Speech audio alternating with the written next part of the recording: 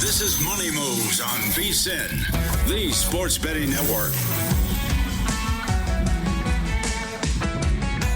Kicking off hour 2 on this Monday edition of Money Moves, coming at you live from downtown Las Vegas at the world's largest sportsbook and Circa Resort and Casino, alongside Jonathan Von Tobel. Stormy Buonantony with you. Lots to get to this hour. Coming up in 30 minutes, we'll have VSiN's own Josh Appelbaum help us dive into some of the market insights we have coming up in the NBA postseason today. Full slate of Major League Baseball.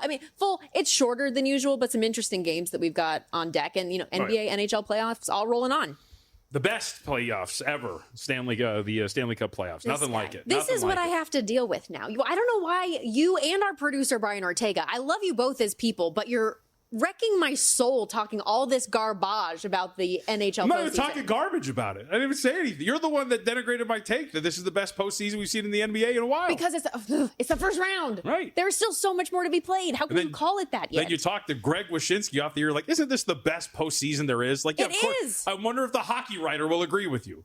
I'm growling. I've already growled twice on this show today. That's how you know where we're starting things off here. But please tweet at us, at me, JVT, at Storm Buonantony, at VSiN Live. Which postseason in general in sports is your favorite? I feel like the bulk of the people are going to say the NFL. Well, I think you're moving and then the NHL here. People are going to creep on up because it's true. Because they have little man syndrome and they're like, my sport's the best. Okay. We have other things to discuss here. Can NHL fans, though, can you chime in? Can you help a sister out here? We need it. On that note, though, the NFL is king all year round. This is a 365, 24/7 type of sport, and the NFL draft was dominating the conversation this past weekend. There are a handful of different, whether it's offensive and defensive rookie of the year markets. We have passing yards for Cam Ward up. We've got some receiving yards props for a few of these bigger name guys. And also, before we get into that, Shedeur Sanders was the story of the draft. Whether you liked it or not, yes, the coverage at times was ad nauseum, but I don't think it was unwarranted considering where he was expected to go. And I don't know about you. I was genuinely shocked. 144 overall for Shedeur Sanders. That was a massive fall. I was shocked too. Look, I think he's going to be good. I think that the Browns got a starting quarterback in, did it end up being the 5th round? Whenever it was. Mm-hmm. He is, I think, their best quarterback in that room at this point. So I think they got a steal. To your point too, I saw a lot of like, good, you cover the other people. You don't even know who the other people are at that point of the draft. Shut up. Like he is clearly the point of contention here that he's going to get tracked. I think he was deserving of going higher. I'm not surprised he didn't go in the first round. I thought second or third was more apt. Yeah. So I'd be cool to ever find out what exactly caused the precipitous fall that we saw. But I don't think there's any question that the Browns got a good selection. I thought their draft overall was laughable, but I thought they did a very good job at the very least getting a quarterback that I think could start day one. I agree with that. I do think that it's strange as well that they did take Dylan Gabriel also. It made no sense. Right? They reached on him, and I think our buddy Andy up on Twitter immediately was like, we don't know. No, you do know. You understand that a guy of I always want to go Raiola for some reason, of Dylan Gabriel's makeup, when you're talking about a dude that is sub 6 foot, that has played in college forever, he is going to be available in the later rounds. You don't need to draft him where you drafted him. The problem is not taking 2 quarterbacks. It is asset allocation of what you're doing here. He was going to be available. Yes. There's no need to reach on him in that point. And then, of course, you sacrifice assets to move up, to grab the sliding Shedeur Sanders. And that doesn't even account for the fact that you used your first few picks as the Cleveland Browns on non-essential positions such as defensive tackle and inside linebacker, and running back. It was just a weird draft. And it didn't really make that much sense, especially when you saw Gabriel in the mix. I was flabbergasted to see him go in the 3rd round. Did you have Raiola on your brain because of that stretching video that's gone rogue on Twitter? Maybe that's why. Or just the better Dylan.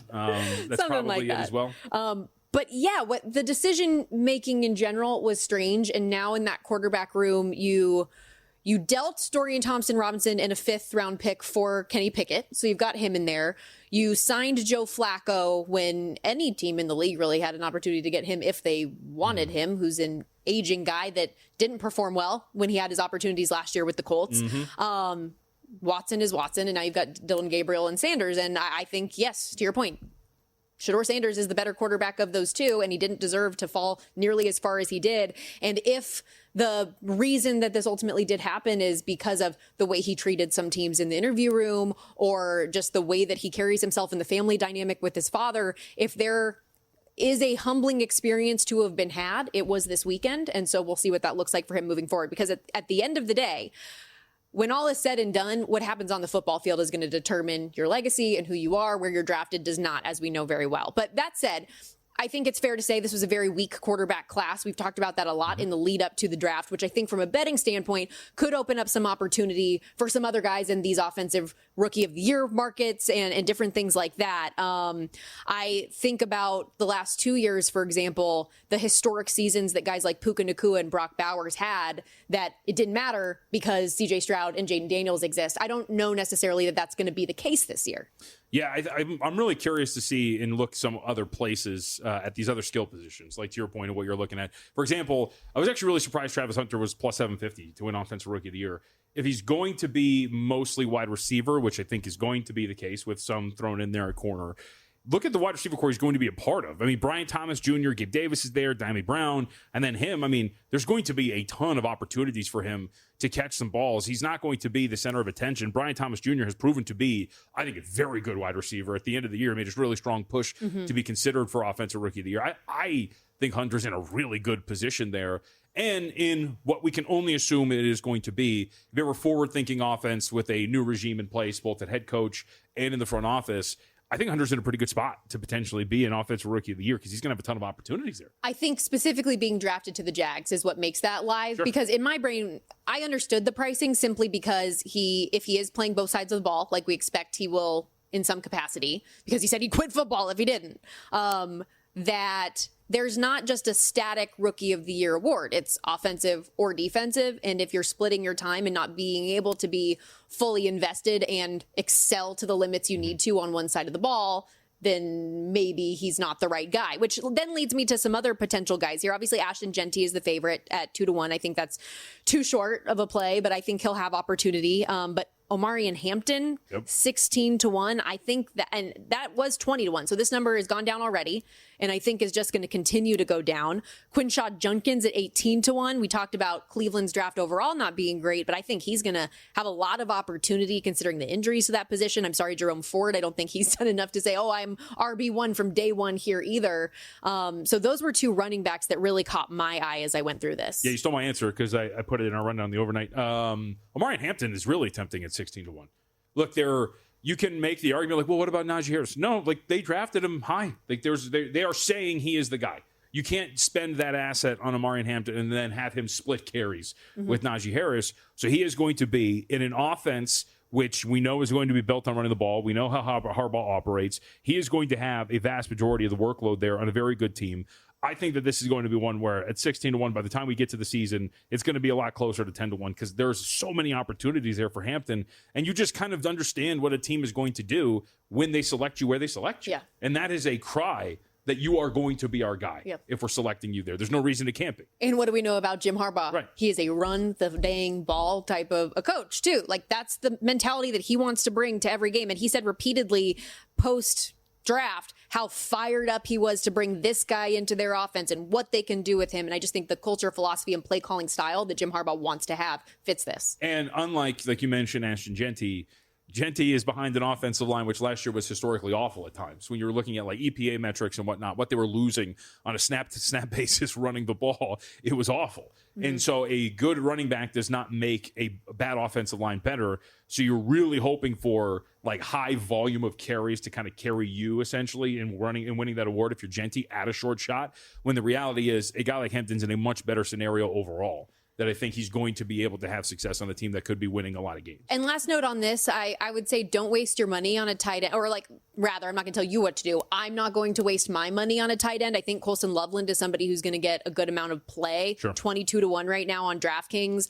I am not into that number. I am not into the other weapons, like how many weapons the Chicago Bears have on their offense to think that there's only one ball when all is said and done. And I know that Ben Johnson wants to have that Sam Laporta vibe with him, but are we sure that's what it's going to, I mean, you have DJ Moore, Rome Odunze, the running back room with Swift and Cole Kmet, all of these things. I don't think that would be the right play. And then Tyler Warren too, for as great of an athlete as I think he is, we have some quarterback questions that are very valid there. So I would say as far as the top end tight ends go, that's not a place that I would want to spend my money. Last 2 minutes real quick, if you don't mind. a team that I usually give so much grief to, and I think is horrible at decision making. They have done nothing but make a bad look for themselves time in and time out. Okay. Is the New York Giants. Oh, okay. I wrote down Raiders. I thought you were going to go Raiders. No, I'm going Giants because especially on Hard Knocks last year with us getting that inside behind the curtain look at Joe Shane and how they handle everything and the Saquon deal. It's just been brutal, and I have ripped them constantly. I love what they did in the draft.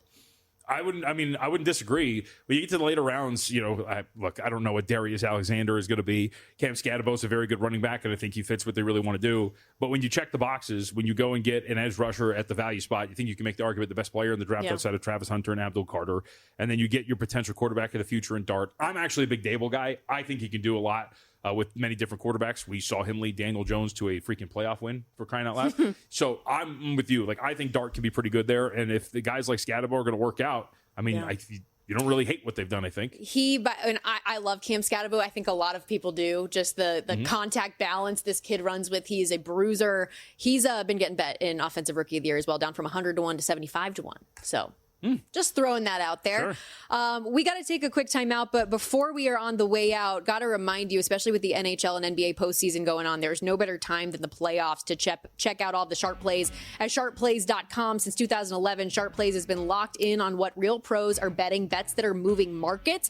And when you sign up, you'll get access to not only the plays, but all of Sharp Plays' powerful AI tools and betting reports, plus real-time alerts and updates through email or X. And perhaps most importantly, betting logs are live, available to see on the site each and every day. Check it out, sharpplays.com. We'll be right back diving into the MLB card next on Money Moves.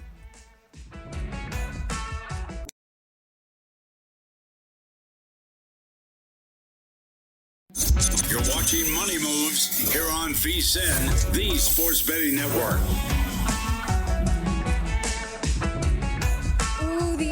Run for the Roses is around the corner. Ladies and gentlemen, Derby Day is almost here, and why not make your first bet your best bet? With First Bet, you can wager on Churchill Downs, Belmont, and tracks around the world, all from your phone. Head over to firstbet.com. That's the number one, stbet.com. Enter the promo code VSiN200 for a $200 sign-up bonus. Don't miss out. Bet smarter on the Derby today with firstbet.com. Alongside JVT, Stormy Buonantony with you back here on Money Moves. You a big horse racer? Yeah, I was really bummed that Grande drew the 10 pole or the 10 spot in the post position. So we'll see, because I was big on them and Tistastic, but not really so much anymore. I'm a journalism gal, but I just made all that short up. Shot. Oh, you don't know are those even names? Those are names, actually, but I don't know anything about post position or whatnot. I don't really care. I know you don't want to be inside, right? That's pretty much what it is. Mud in the eye, all sorts of stuff. I'm a big names gal. Our audience knows that. I go on, of course. So my name and odds. I don't know when did Medina Spirit win? Whatever year that was. My mother-in-law's maiden name is Medina, and so like I was like 6 in, and I'm like, well, I got to have a bet on this. I'm like, Medina, let's do it. It was like 20 to 1 or whatever it was. And there we go. So that's this is what got me hooked into like horse betting, specifically in person when you're at the track and just being really into it. I hit a long shot on a horse because it was named Stormed Revolver. The only reason I bet it to win, have to, ends up coming through. And then I felt so bad for everyone that I was with because everyone else in my family left down. And then I hit like this long shot, whatever, and I'm rolling in it and I bet the least than anyone else. I just find it hilarious that like you and I both have stories of hitting winners like that, where you have wonderful people like Mike Somich who are telling us, working so hard, giving you all the true this insight. horse's oats were a little off the other day, and the inside rail not running in mud and doing all that stuff. It was thirsty on a Tuesday, and sorry. Yeah. Sometimes it just be like that. You do it. We get lucky. And we'll have some of those legit previews throughout the week with some great guests here on the show, getting you set for the Run for the Roses. I do want to thank all of the people that have chimed into our conversation today about the NHL and NBA postseason. Listen, you're hating on me because of the limited amount of tweet responses that I have gotten here, but they're all on my side. I'm not hating on that. I'm hating on the fact that you think that this is some scientific quorum that is actually proving your point. I'm just saying thank you, Justin Gilo, who said the only correct answer is the NHL playoffs. You are correct, sir. Jamie Leiva, the NHL playoffs are the best and it's not even close. Love that. Nish said, neither here nor there around the NHL or NBA playoffs being better. I enjoy both. Here to say, prank calls are absolutely funny. Yes. And the Jerky Boys, I don't even know what that is. You don't know the Jerky Boys? The Jerky Boys walked in the 90s so crank anchors could run. I didn't know the Jerky Boys. Jerky Boys would like release albums, like, you know, music albums, but albums of prank phone calls. They were great. They have 3 albums, I think, if I remember correctly. Yeah, they have 2 albums, then an ultimate. Absolutely fantastic. My older cousins let me listen to them when I was a kid. They were hilarious. Okay, I don't know. Prank phone calls are great. When I think of prank phone calls, I just think of, and maybe I'm coming at this from a different vantage point because I'm a girl, but I remember people like prank calling their friends saying they were Planned Parenthood and they have their pregnancy test results in, and it was like this. I know, and so that's why I'm like, it's not funny. It's not. It's like, never funny. You got and Prince everything Albert that in a happened in can? the draft is ridiculous. You got Prince Albert in a can? What? You better let him out.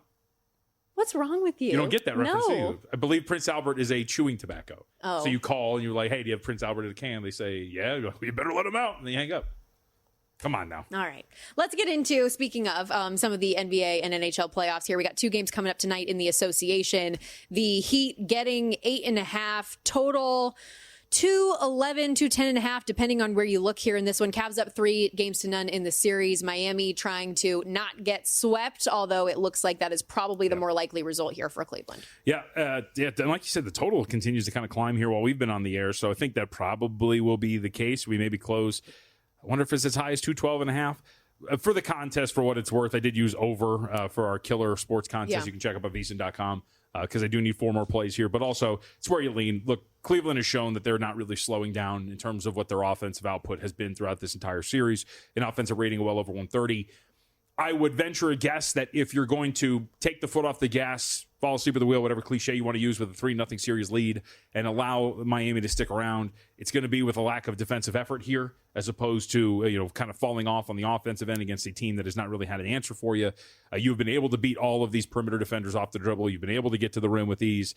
I think that this is just one where if Miami sticks around inside of this number, it gets to a little bit more of a high-scoring affair, and agree with the market here. So lean toward the over.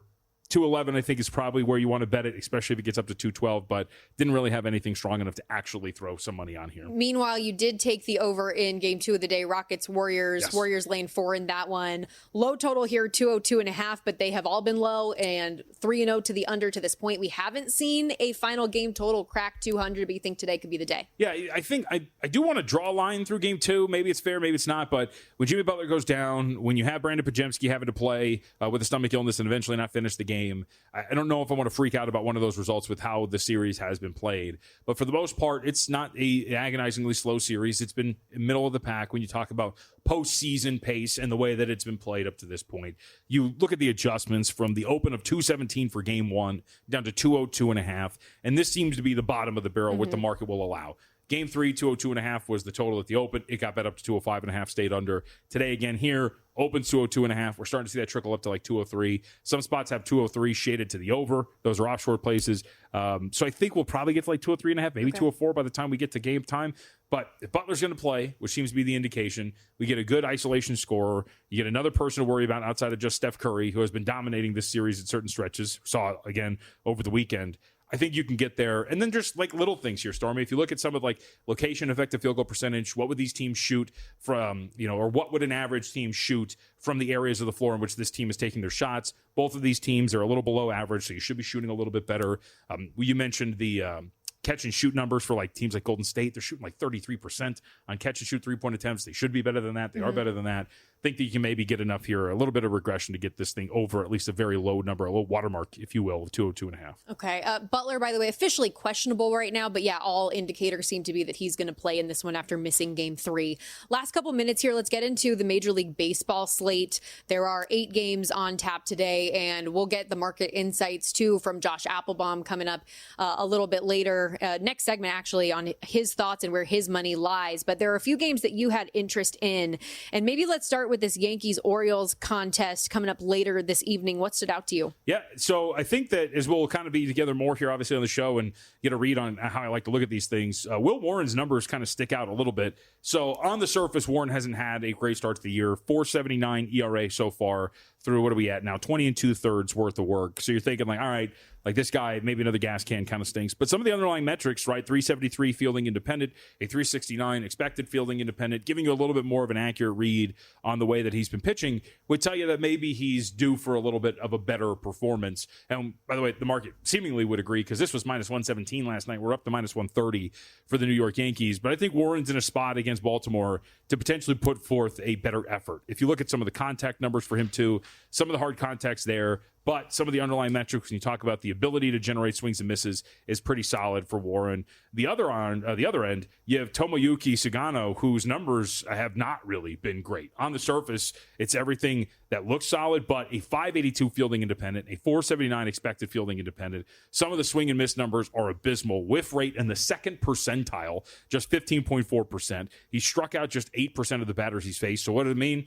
You're going to give up contact, and I think this Yankees lineup can make him pay for that. So if I'm going to get a better effort from Warren, and I'm also going to get a pitcher here in Sugano who's going to give up that contact and hard contact at that, I think there's a pretty good shot that Warren came into this thing undervalued on the overnight. So I went with Warren. I think he's going to be in a good spot here, and market would seemingly agree. Yeah, you said at minus 130, the price there on the Yankees, plus 110 for the Orioles, run total sitting 9.5. Sorry, I just want to specify too. First fives is what I did, because I'm lazy. So I don't want to have to. You don't want to handicap bullpens. Right. I don't want to look at bullpens. It's BS. Like, you don't know what's going to happen. You don't know what situation they're going to come in or anything like that. I like to whittle this down and just go with first fives and say, screw the bullpens, screw the variance and the stupidness. I will use that term for baseball as well, and go a little bit later. Let me just focus on handicapping these pitchers and go from there. So $1.25 on Warren, I think, is a very fair price. Do you like sometimes, though, at least I have in my short amount of time that I've been investing more of my efforts into baseball, looking at specifically for bad bullpens?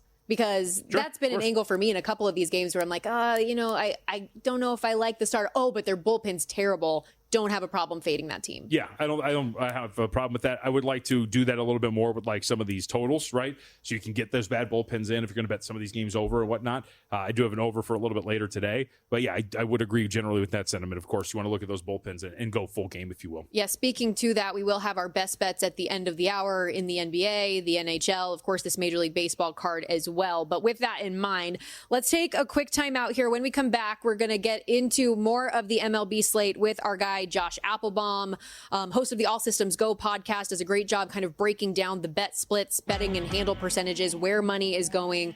He is our resident Steam guy. So we'll get into that in a moment. Stick around here on Money Moves, VSiN, the Sports Betting Network, Sirius XM, channel 158 with JVT and Stormy Buonantony.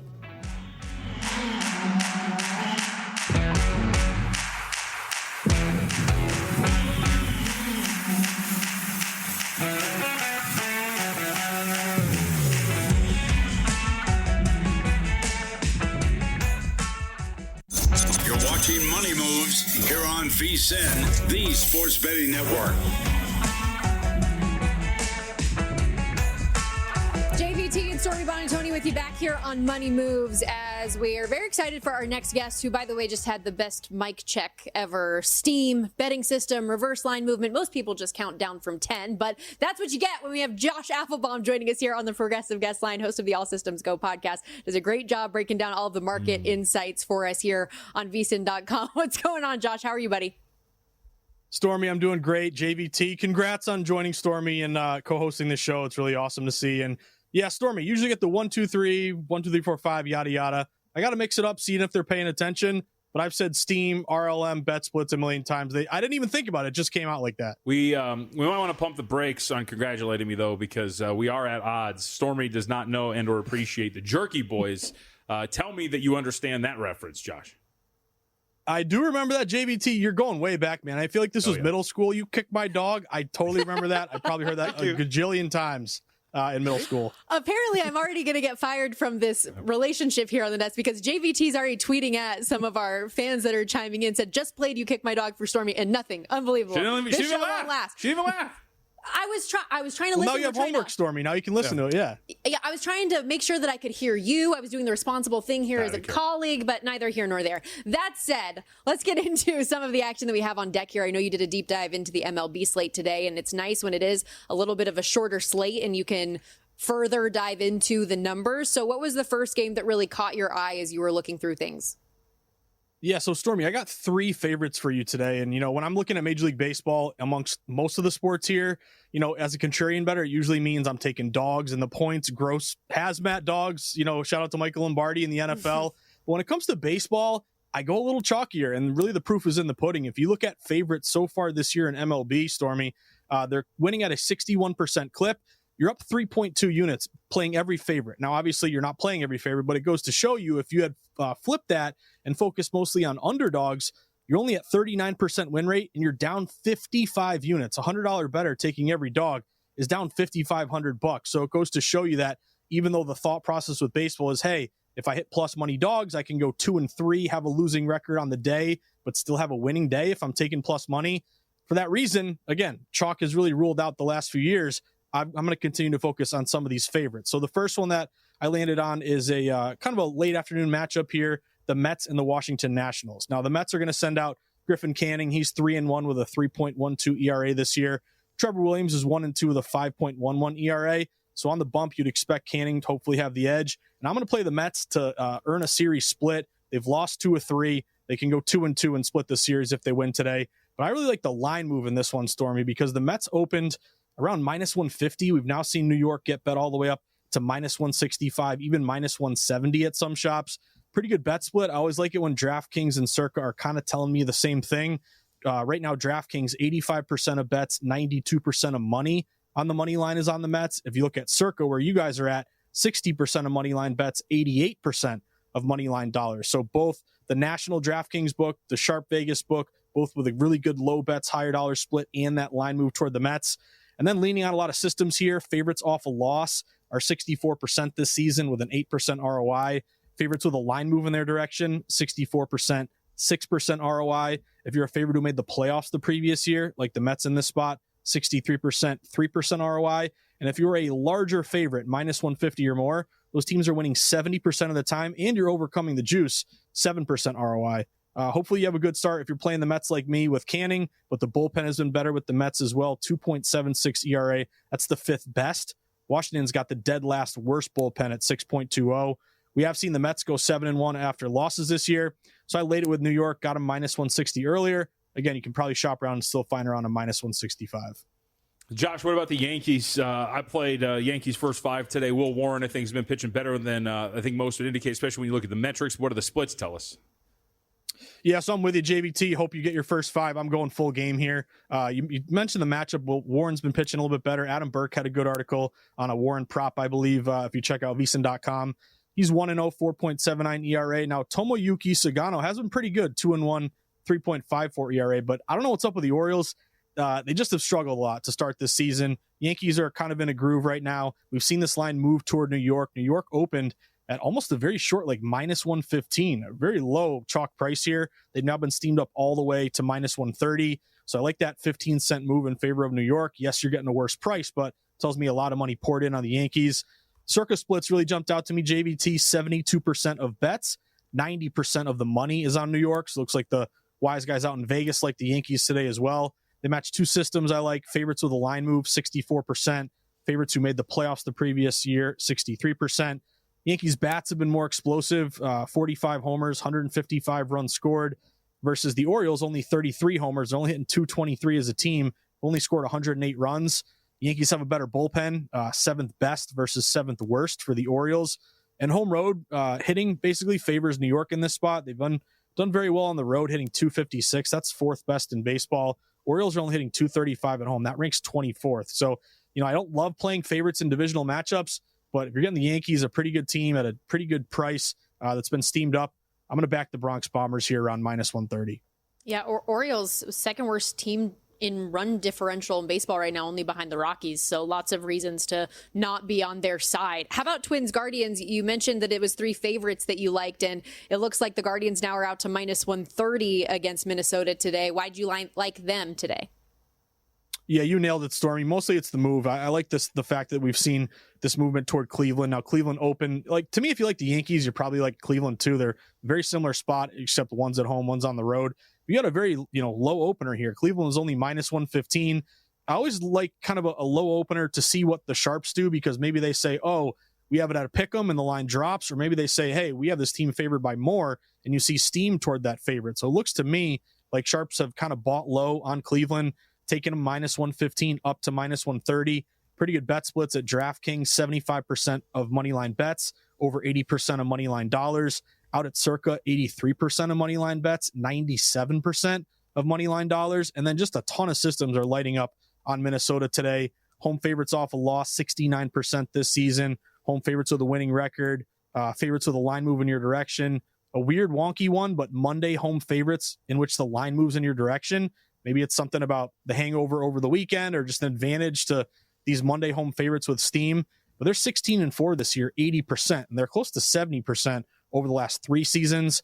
We have seen Cleveland go 8-4 at home. Minnesota's only 3-10 on the road. And you're kind of buying low on Cleveland here. They lost 2 out of 3 against the Red Sox. Flip side, you had Minnesota just sweep the Angels. So if Minnesota's playing well, Cleveland struggled a bit. Why is this line going to Cleveland when you would assume it would, fall a bit? I'm going to go with the Guardians here in honor of Adam Burke. And I think you can shop around, still find like a minus 125. I know it's my first day on the show, but you don't need to mention the sweep of the Angels. We can move past that. That was a data point that was. Yeah, you're an Angels guy, JVT. All right, let's go to another team that is just it's gone well. Rooting for them. NBA. We have a flip of favorites here. Josh, Clippers opened up as 1-point underdogs. They are now about 1.5-point favorites. What does that tell us for the matchup tomorrow? Yeah, JVT, I'm curious if you agree with this move, but looks to me like all early money is going with the Clippers. You kind of laid it out perfectly. This opened with Denver, a short favorite. Remember, series is tied 2-2. They're going back to Denver.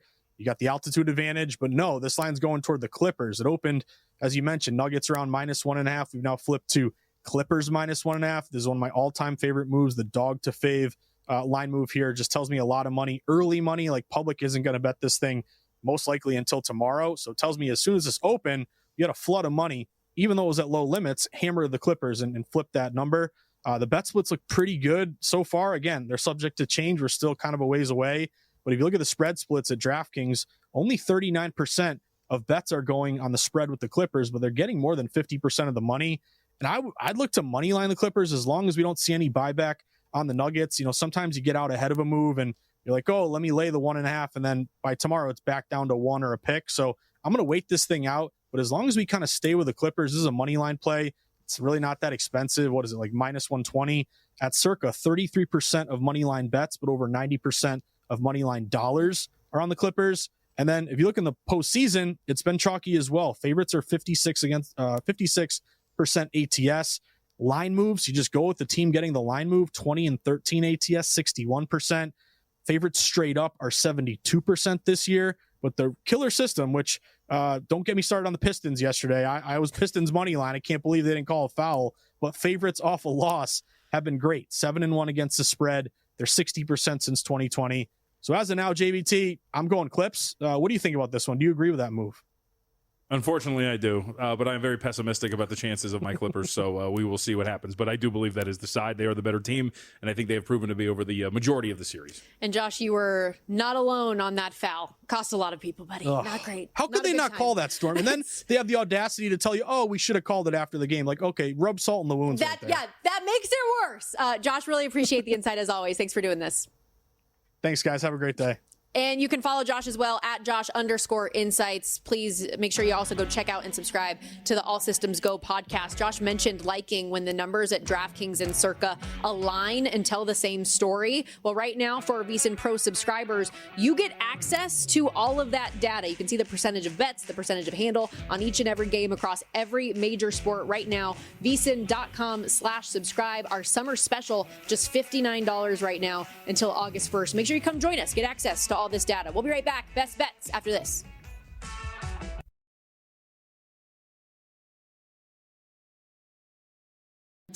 You're watching Money Moves here on VSiN, the Sports Betting Network. We are wrapping up this Monday edition of Money Moves on VSiN, the Sports Betting Network, Sirius XM channel 158. JVT, Stormy Buonantony with you here on the desk as we get set for some of our best bets for the evening. And we're really like running the board with NBA, NHL, Major League Baseball, anything you can bet today. We have bets going on. I did real quickly, though, want to draw some attention to a new article that's up on the website right now at VSiN.com for our VSiN Pro subscribers. Remember, there's no limit when you join us full time with the VSiN Pro subscription. But our guy, Jonathan Davis, and I feel like you should be drawn to this as a fellow Jonathan. Yeah. Yes. He also spells it correctly. No H, right? There's no H in there. I mean, with the TH. Yes, but like no useless JOHN. Correct. Okay. Is that do a lot of people spell Jonathan that way? Yeah, I mean, John in general with the JOHN is very popular, and there's a lot of Jonathans out there. I did not know that. Yeah, that's clowns. interesting. They're Okay. Absolute rubes. That's news to me, but I'm glad now. But up on the website, he has basically a breakdown of the Stanley Cup playoffs first round by the numbers to this point. And we still have a long way to go in a lot of these series in the Western Conference in particular that are tied at 2-2. But he has breakdowns of the popular bets that you have in the NHL. So obviously the full game total over or under, but first period, both teams to score, first period, second and third period totals as well. And there are a handful where you've seen an edge very obviously one way or another in each of these as we go through each set. So I highly recommend that being worth a look, specifically like you look at the Wild, Golden Knights and Kings Oilers. Both of those series have been 4-0 to the over in all of them, and specifically third periods 4-0 to the over as well. I was even looking just at the goal differential for the Oilers and Kings third period and overtime. The Oilers, it's been ridiculous the last couple games. So take those into account. Worth a look right now at VSiN.com. And with that in mind, let's get to our best bets of the day presented by GBank, the official bank of VSiN. And you and I are actually like-minded on one hockey play with the Colorado Avalanche coming up tonight. Yeah, I laid $140 with Colorado. So again, part of my process, it's very rudimentary. I'm not the best hockey handicapper. I still like to learn and bet playoffs, but they've dominated this series at even strength. If you look at the 5-on-5 numbers, if you're talking about shot share, if you're talking about expected goals for, high danger chances generated, they're all overwhelmingly in favor of Colorado. You play a vast majority of your game at even strength. And so if you're winning those minutes to that degree, I'm just going to trust that you're going to be able to do it. And I'll lay a price like that. I think that's relatively cheap with an Avalanche squad that I think the numbers would back up that they have been playing much better than what the series result is right now in terms of where the series score is. So yeah, I think $1.40 is fair for Colorado, given from what I've seen. So let's go Avs. I'm with them too. My only concern is the addition of whether or not we officially see Miro Heiskanen back out there on the ice. We talked about that with Greg Wyshynski earlier in the show. He's the best defenseman for the Stars. He hasn't been available yet this series with an injury. And if he comes back and is to the form and caliber that he's played in the past, that could be something that throws a wrench in this plan a little bit. But I like the Avs. I like their depth. I think that coming into this series, I very much so viewed them as a cup contender. So why wouldn't I like them in this game and to win the series? And Mackenzie Blackwood, too, has been awesome. I don't know if you believe in momentum from game to game. I typically don't. But there was something I think that clicked in them last game where they really imposed their will. And I feel like that is something that gives you, at least from a confidence standpoint, carryover on the road. Sure. I mean, adjustment, whatever it is, I think there's something there to it, although you can't really tangibly put your finger on it. How much is a defenseman coming back like that worth if he does play? In your mind? So what I struggle with on that is to what like percentage level is Convert that into a sense on the money line? Yeah. I really am not the person to ask on from that standpoint, but he is incredible. But also like the top level players on the Avs are incredible. Like Nathan McKinnon's unbelievable, right? So I do wonder, coming back from injury and then being thrust into a tied series, if that is the case. I mean, that is a tough ask for anybody. 100%. And that's why I ask, what percentage is he fully back? Is he 80%? And is that enough to make a serious impact or not? I think that the threat of him will be impactful, but I don't know. So yeah, we're both on the Avs today. Anything else in hockey, or you want to get to the NBA? No, I'm sweating out. Right before game 4, I did bet the Knights to win the series. So need them to pull that out tomorrow. I do just want to say, and I'm undecided fully what I'm going to do on Lightning Panthers today. Obviously, road ice has taken hold of this series so far, which is interesting, and the Lightning bounce back. They're going to get Hagel back today too. So a lot of things that are playing in there.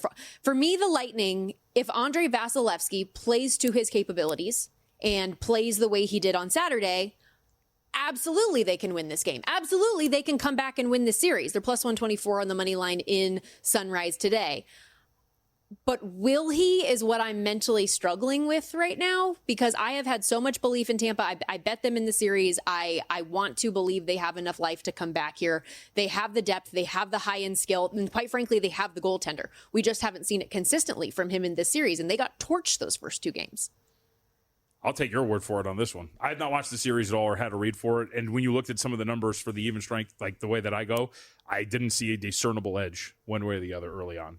For sure. Well, and I'm looking through, let's see what this was. So 0 for 5 on the power play, second straight game, despite being very productive on the man advantage during the regular season. They had and they've gotten much better too these last couple games. 6 shots on goal yesterday compared to 6 previous, the last 2 games on the power play. Kind of stupid. In a good way, though. Yes, in a good way. We just need to choose a different word for it. Okay, so you at least get what I'm saying, though. That's ridiculous. I do. I just feel like the way that we say it needs to change. I don't like that the way that you're trying to make it sound. People understand what I'm saying. Sure. So I lean Lightning today. I haven't fired on a bet. I lean Lightning and under though. So okay, let's go to the NBA. NBA over 202.5 today in Heat in Rockets and Warriors, as we discussed here. This is a very low water mark for 202.5 in a series that opened up for game 1 at 217. That series is still somewhere in here, but you look at where we've adjusted to, what we're going to get. I think we're going to get Jimmy Butler out there today, so we get another isolation scorer if that's going to be the case. I think that this is a game that should be able to go over what is the low number for the series so far at 202.5. And again, market in game 4. This is game 4. Game 3. Deemed 202.5 to be a little too low. I agreed with that for our contest up on the website. I went over there, and I'm going to go over here one more time and give this one more shot. But I do think a fairer number for what we have seen here, pace, everything, I deem more closer like 205. So let's go over 202.5. Okay. Did you have anything in the other game? No, I did use for our contest. So again, when I reference our contest, there's our Killer Sports NBA Challenge. If you want to go up there and check that out, all of the picks are up there. Mine has not been unveiled yet because I don't think they come out until an hour before game time. But I did use the Cavaliers for a side today, and ultimately used the over as well for this Warriors-Rockets game. So that's it, but lean toward the Cavs. Market, by the way, is heading in that direction. A 9.5 popped while we've been on the air for Cleveland. Oh, wow. It got bet off, so we're still at like 9, but 8.5s are disappearing. I think the market's going to head in Cleveland's direction here. Average margin of victory in the 3 games so far in the series has been over 22 points. Every game has been won by the Cavs by 9 points or more.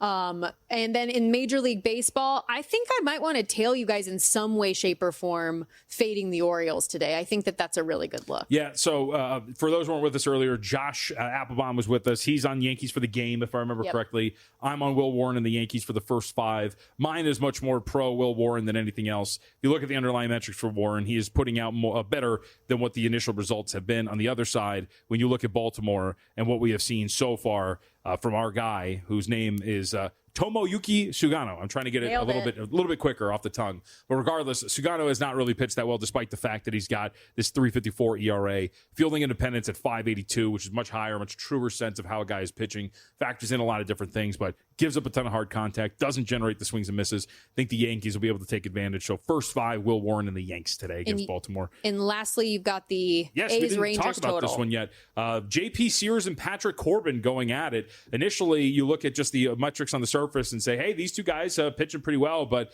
underlying metrics for both, I think, are two guys that can get got here in a pretty big way. Specifically, Patrick Corbin. If you have been trying to fade Patrick Corbin, as everybody says, fade Patrick Corbin day, it has not gone particularly well. But again, a fielding independent of over 5, a 2-run differential between ERA and FIP for a Stormy, like something near that. That's a really big differential that at some point your floor should come crashing out from under you. Athletics have the bats to do it. And I like this Rangers team to take it to JP Sears, whose numbers as well are a little inflated on the back end. So I think that is a contest that could go over. And A's bullpen has not been great either. So if I get some extras there too, I'll be happy. Ooh, he does look at bullpen numbers, ladies and gentlemen. Yeah, you did say that for totals. Yeah. Best Bets today presented by GBank, the official bank of VSiN. And remember, for new GBank Visa Signature Card customers, GBank is upping the ante for those who spend $1,000 on eligible purchases your first 90 days from account opening. GBank's giving you a $250 bonus. You want more information? I know you do. Apply now at vsin.com/GBank. That's VSIN.com/GBank. Subject to credit approval. Terms and conditions do apply. by. And before I let you go, could 100 men take on a silverback gorilla? Who wins that competition? The gorilla would tear people apart. I can't believe that this is an actual conversation, but I do want to interrupt with real news. I apologize. Oh, okay. Jimmy Butler, fresh off of participating in walkthrough from about 60 seconds ago. So that is a good sign for his availability tonight. Let's go. The gorilla would totally win, though. That's absolutely. I think not so a question. too. I don't know why this has gotten so much traction. Now, gorilla versus a grizzly bear, that is a real debate. Now, see, this is the content we need. That's a wrap for us today on Money Moves, everybody. Thanks for hanging out. Stick around, though, here on VSiN. Prop Points is coming up next.